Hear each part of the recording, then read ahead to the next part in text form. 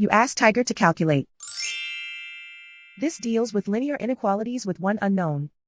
The final result is x equal or smaller than 4. Let's solve it step by step. Group all constants on the right side of the inequality. Subtract 28 from both sides.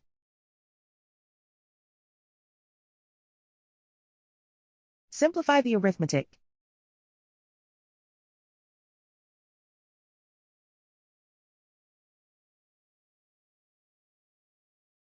Isolate the x. Divide both sides by 7.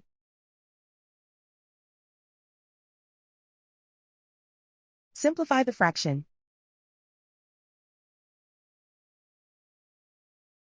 Find the greatest common factor of the numerator and denominator.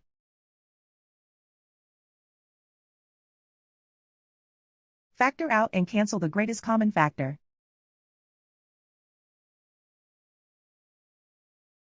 Plot the solution on a coordinate grid. And so the final result is x equal or smaller than 4.